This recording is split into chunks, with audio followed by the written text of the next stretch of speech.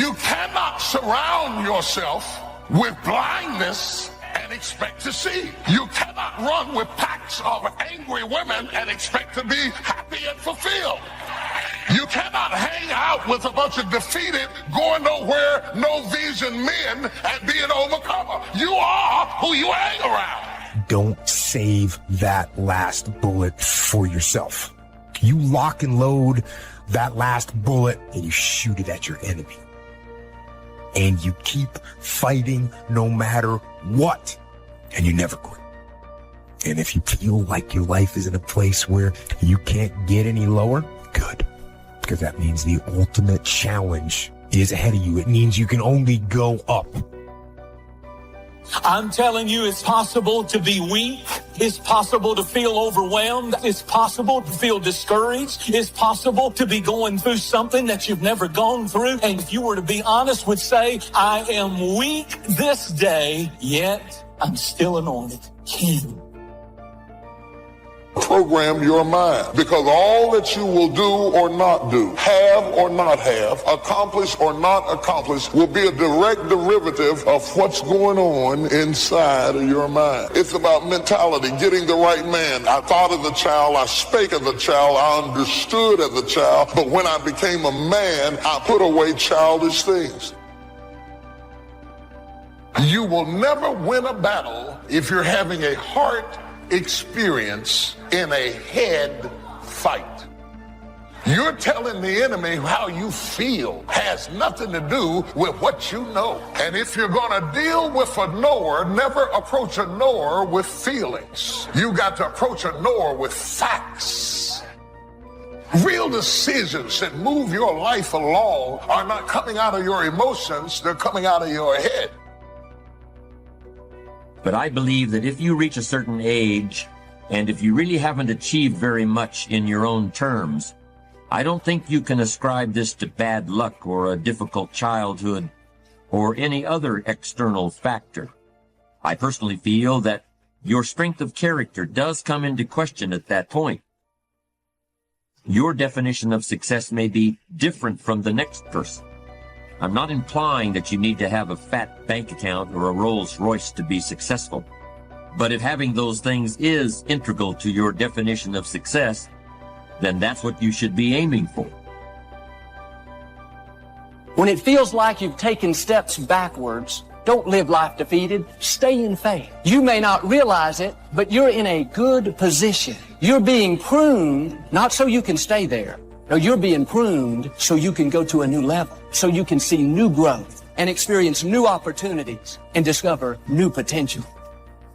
It's time for you to dig up all those seeds of doubt, all those seeds of lies. And at this moment, replace those seeds with seeds of faith. And how you do that is just simply this. How you fight your depression is just simply this. You tell yourself, yeah, I'm going through this, but at least I'm not dead. Find a way to find appreciation. Somebody has it worse. Somebody wants your life. Somebody's praying to be in your shoes, and you're still here. So I want you to keep fighting. You find any reason to survive right now, to make it to see tomorrow. There's greatness in you. Say it as many times as you have to. It can even start as a whisper. There's greatness in you. But keep repeating it, because the mindset works best with consistency. Even when it hurts, even when it's hard. Keep moving forward. Keep doing what you need to do. Keep believing in yourself. God is not trying to destroy you. He's trying to develop you. And he can't develop you until he brings you through something. I'm stronger because of what I've been through. I can take a lot now because of what I've been through. My enemies can't get the best of me now because you don't know what I've been through. We let people control us. We let attitudes control us. We let substances control us. We are in bondage to stuff that we have no business being bound by. Because every time you break, and in every way that you break, it's a chance. It's definitely a chance for you to give up and for you to just to fall apart. But there's also opportunity. There's opportunity to get stronger. and get more resilient and get better.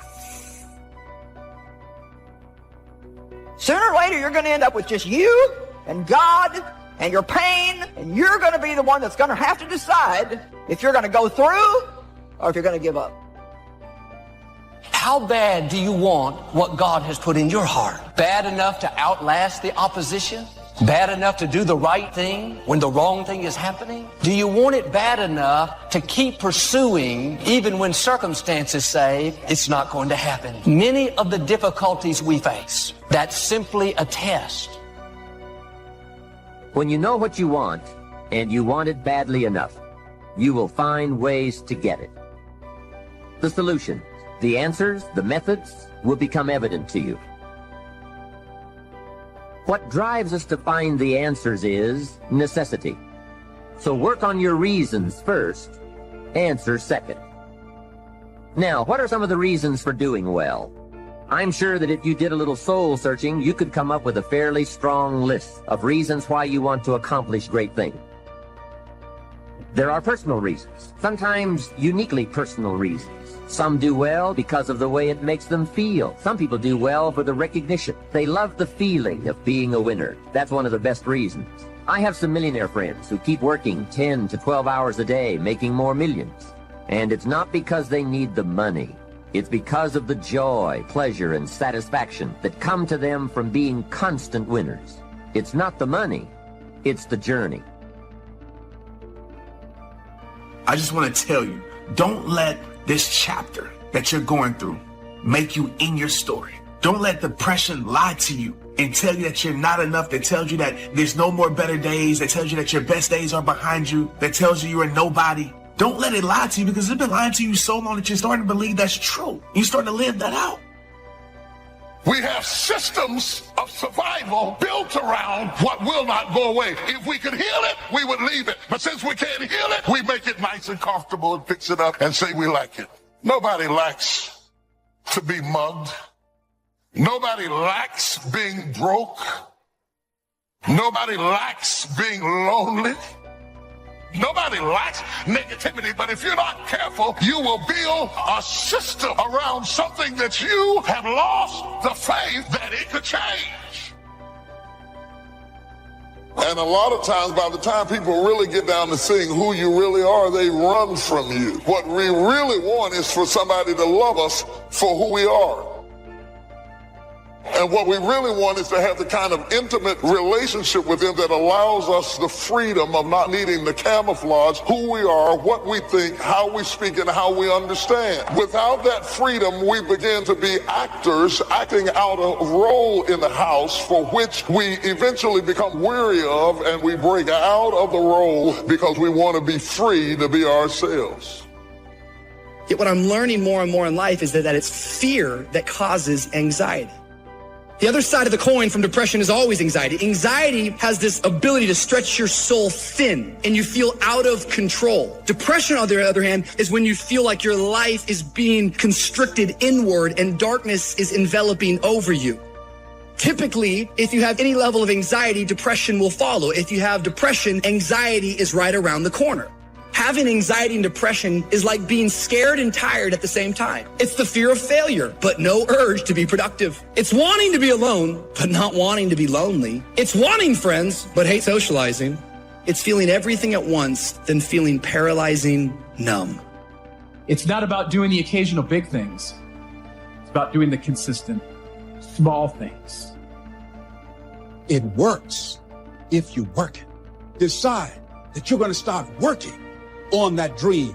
Now, there will be people that will criticize you. There will be people that won't see it for you. I say to you, don't let them turn you around. Don't let nobody turn you around. That's key, because people will try and turn you around. That's real. Every hero you guys had was called an idiot, crazy, a loser.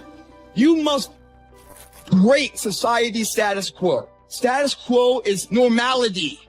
It's alive but not living. It's death on a stick, guys. The belief of the individual can overcome thousands of followers. One person with a belief overrides thousands of people with just intent. can actually change the direction of your life. Life is not designed where you just wake up and see how it go and you react. You actually have a say-so. You have a determining voice into where your life can go. See, life is 10% what happens to you. It's 90% what you do about it. See, you get tripped out because you got dirt on you, but you need dirt on you to develop, because dirt ain't just dirt.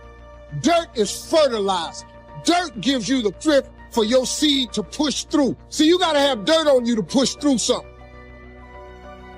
Safety, comfort zones are dead zones because your true potential will never be matched, guys. See, you get mad when haters come your way. You get mad because you get a setback.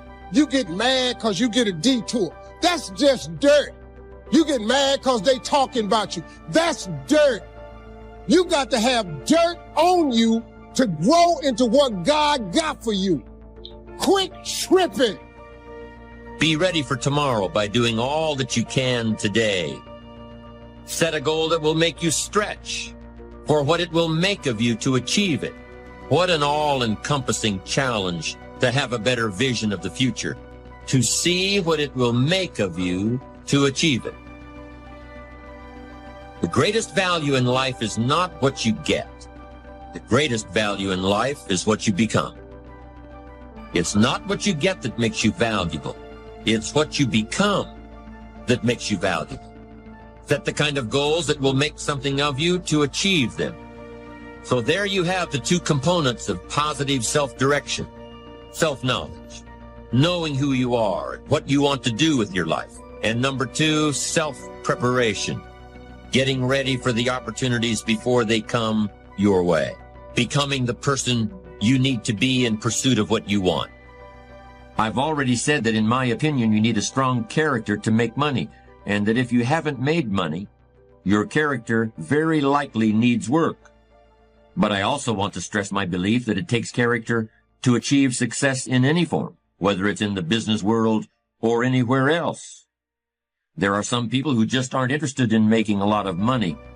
I'm not one of them, but I can see their point of view. For these people, achievement is measured in terms that aren't so easily quantified. You've probably come across many people who provide a very different kind of example. People who really let the air out of the balloon. This tends to happen more often as individuals move into middle age.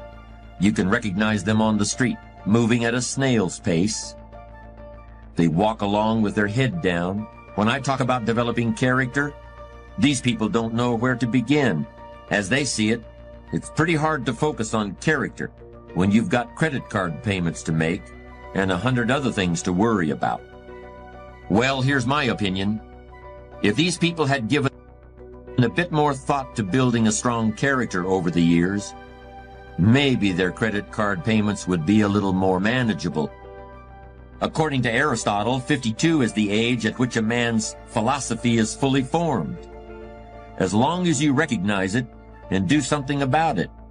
And you don't need volumes of books or the library in order to create a personal philosophy that will help you to achieve your goals. You can do that anywhere.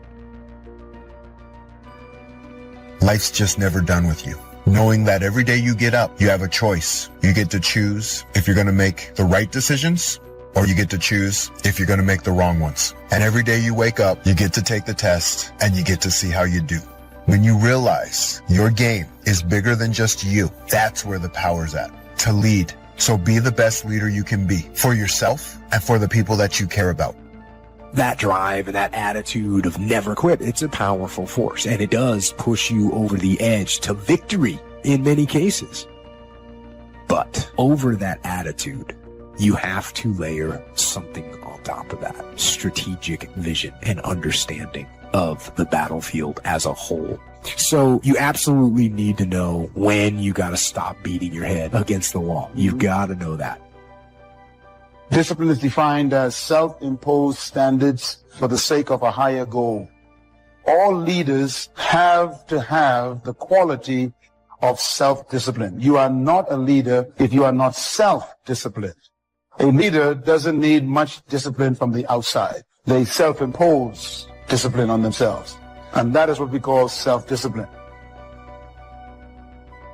Character is the means for transforming ideas into achievements. It's somewhat abstract in the sense that you can't lay your hand on it or weigh it on a scale, point to it, but in a very real sense, character is what allows you to get where you want to go. If you want to drive from your home to a store on the other side of town, you'll need an automobile with gas in the tank, and you'll need keys to start the car.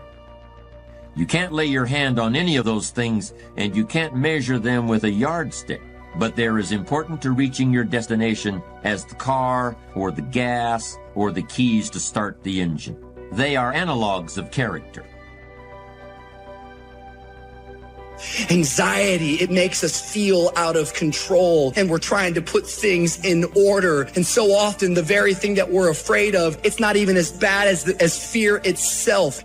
Fear is always false evidence appearing real. And when you abide in fear, you're going to always be running for your life. That's why we focus on our faith, because our faith always leads us to life, and life more abundantly.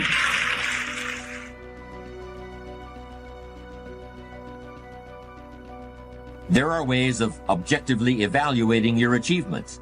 Most people don't take advantage of them as often as they should, but they're available nonetheless. For example, hire an appraiser in order to learn the market value of your house. You can put together a financial statement in order to determine your net worth. You can compare where you were 10 years ago to where you are now in order to determine the degree of progress you've made in your life. Achievement depends on character in the same way that a successful drive to the grocery store depends on knowing when to apply the brakes and when to step on the gas. But how can you know if your character is in good enough shape to get you where you want to go? To continue the metaphor we've been using, there are ways of discovering whether you still know how to drive without having an accident. I believe there are ways of evaluating the strength of your character that are almost as clear as the depth of tread on a tire or the amount of gasoline in the tank of an automobile. In order to use these techniques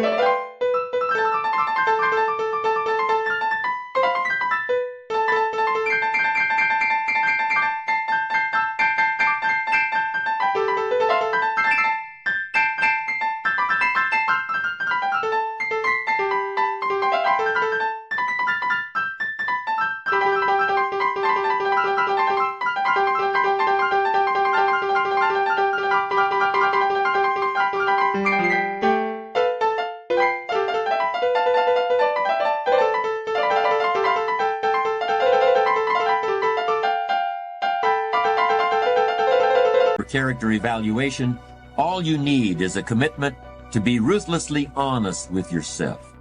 At first, that kind of ruthless honesty may include a little bit of pain, but once you accept the fact that character is basic to achievement, you'll gladly pay the price.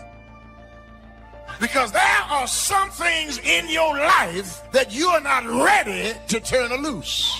There are some sins you're not ready to get rid of. There are some issues and some hang-ups that is stunting your spiritual growth. You can't be all God wants you to be with some stuff you're still hiding. Into some stuff. And then you got to talk yourself. You got to tell yourself, don't do it. Don't go that way. Danger, dangerous intersection. You have to be able to talk yourself out of some stuff, because a whole lot of stuff I would not have gotten into had I talked to myself. We've got a chance to grow like never before, but I'm telling you, there's going to be many enemies that's going to try to prevent us. Whatever threatens you, I'm asking you to threaten it back. Take care of your responsibility. Somebody wants to destroy your chances for a good future by their negative talk, negative thinking, putting it all down. I'm telling you, walk away if you have to. Walk away. Whatever threatens you, threaten it back. Whatever threatens your opportunity, threaten it back. Now, some of our enemies are on the outside, but here's the most important thing to understand. Some of our enemies are on the inside. You got to do battle with your own indifference. And you've got to learn not only to nourish your values, you've got to learn to do battle with your enemies. I'm asking you to have some faith, have some courage, believe, drive your doubts into a small corner. Don't let them loose like a mad dog, drive you into a small corner. Don't doubt the future. Don't doubt the possibilities. And here's the most important one of all. Don't doubt yourself. If I've got miracle working power to change my life, so do you. If I can grow, you can grow. I'm asking you, don't sell yourself short. Even if you are 40 or 50 or 60 or 70, doesn't matter. You're in the game now, and that's what counts. And all those quote unquote wasted years, they weren't wasted because you learned. Learned about what it's like to be weak, and the knowledge that you learned about those things is fuel to make sure that it never happens again. Because you know what is out there, and you know how bad it can get. I say you embrace what you learned from the weekdays. Let them make you even stronger. And you use your own personal transformation that you've made in life. Use that to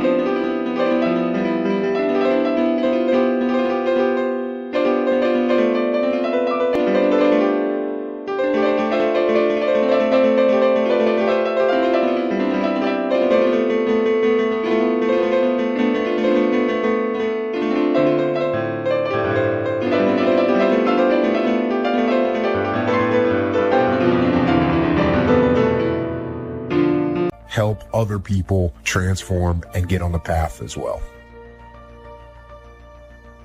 If you know what it is to have the kind of pain that feels as if you cannot be comforted, if you know what it is to be at the end of your rope and feel like your life is over and you've got questions that cannot be answered and you're confused and you're uncertain, you need to learn this verse. They that sow in tears shall reap in joy. I will never forget there's been many opportunities in my life that I have grappled with grief and pain so unbearable and so overwhelming that I thought that I would never smile again. I've seen days that were so dark for me that I thought there could not possibly be a silver lining in the clouds that hung over my head. I've seen days and weeks and months that drugged me so low that I gave up all hope of getting up again. But in the midst of all of that despair and that trouble and that trauma and that pain, there was in the basement of my soul this one word, when.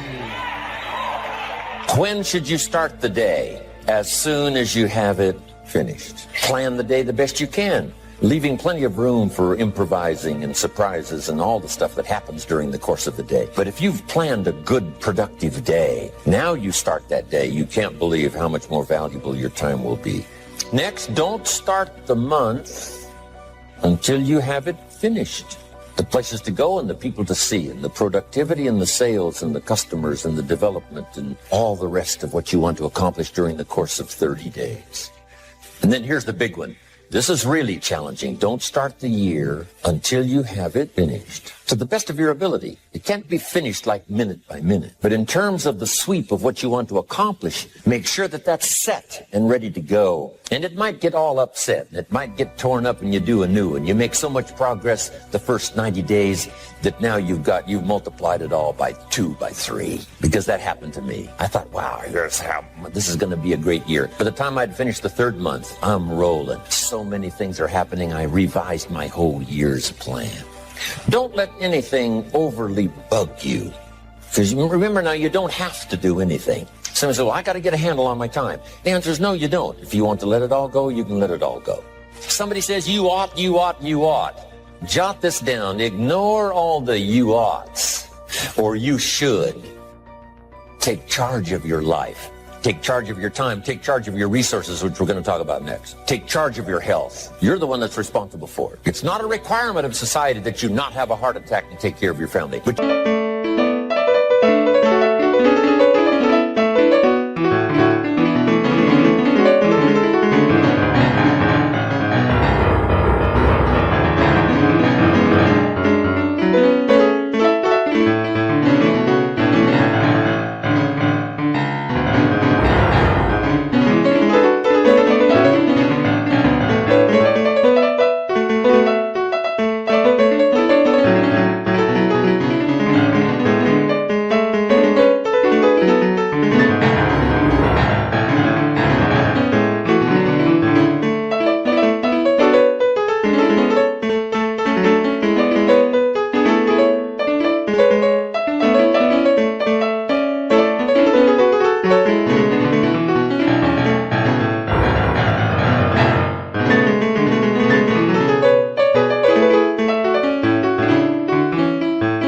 you must make it a requirement of yourself. You will be okay. There's nothing has been wasted. Like I say, successful people don't make the right decisions, they make their decisions right. And you have an opportunity right now to make things right inside and out. When you say you're depressed, you've got to understand that depression is the of expression. So what you're literally doing is stuffing down and depressing something that wants to come up and rise out. I wouldn't be surprised if you had like jaw, ear, or neck pain having to do with expressing yourself, speaking your truth.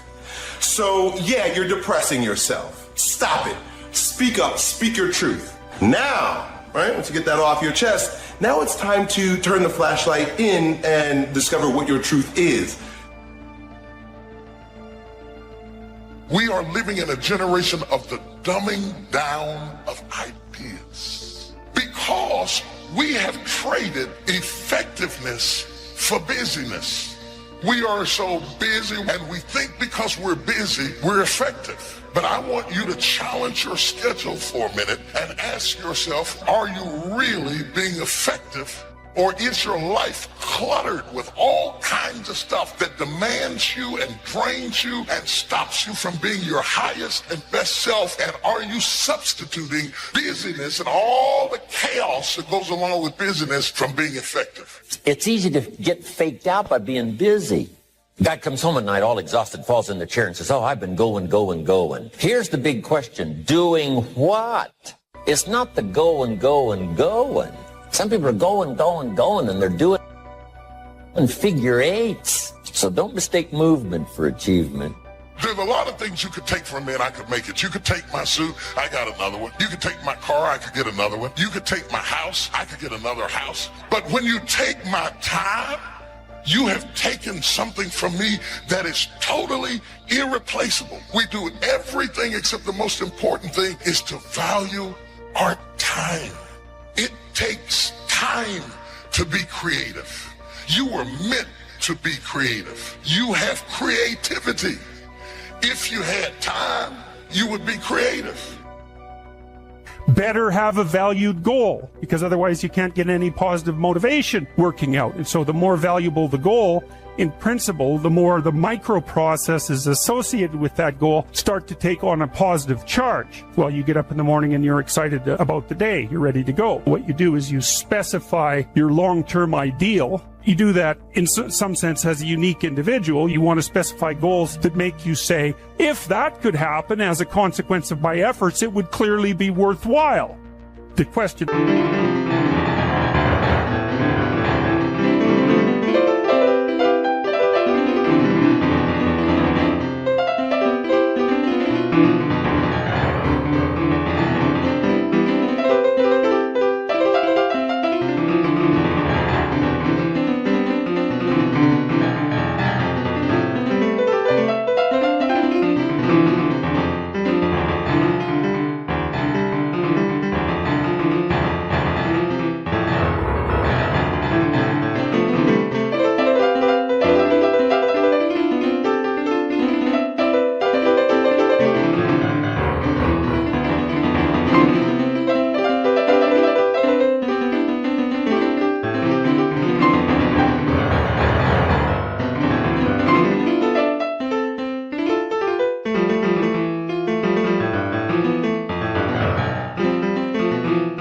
always is, why do something? Because doing nothing is easy. You just sit there and you don't do anything. That's real easy. And then the next question might be, well, where should you look for worthwhile things? And one would be, well, you could consult your own temperament. So you do a structural analysis of the subcomponents of human existence. And you need a family. You need friends. Like, you don't need to have all these things, but you better have most of them. Family, friends, career, educational goals, attention to your mental and physical health, etc. You know, that's what life is about. And if you don't have any of those things, well, then all you've got left is misery and suffering. So that's a bad deal for you.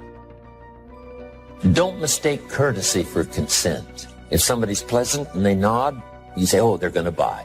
No, they're courteous. You can't mistake courtesy for consent. Now, here's a big one, concentration. I had to learn this. All those years ago, I'm in the shower trying to compose a letter. Found it turns out to be a strange letter. So here's what I learned to do. Save the work till you get to the office. Save the work till you get to the work. Don't try to get to the office on the way to work. On the way to work, enjoy the way. In the shower, enjoy the shower. Then go to work when you get to work. Concentration. Learn to say no. I'm telling you, in such a social society we have now, it's so easy to try to be a nice person, saying yes, yes, yes to everything. Find yourself overloaded. Now you got to call and make well, gosh, you know, all the time it takes to back out of something that you said yes to too quickly. Here's what might be better. I don't think so, but if that changes, I'll call you. Little things you can use not to overcommit yourself. But once you set up that goal structure, let's say, and that's really who it is that you're trying to be. You aim at that. And then you use everything you learn as a means of building that person that you want to be. And I really mean want to be. I don't mean should be, even those things are going to overlap. That's fine, except you'll fail all the time then. You just won't know it until you've failed so badly that you're done. And that can easily happen by the time you're 40. I would recommend that you don't let that happen. Okay, so once you get your goal structure set up, you think, okay, if I could have this life, looks like that might be worth living. Anxiety-provoking and threatening, and there's going to be some suffering and loss involved and all of that. The goal is to have a vision for your life such that, all things considered, that justifies your effort. Then you turn down to the micro routines. It's like, okay, well, this is what I'm aiming for. How does that instantiate itself day to day, week to week, month to month? And that's where something like a schedule can be unbelievably useful. It's like, make a damn schedule and stick to it. It's not a bloody prison.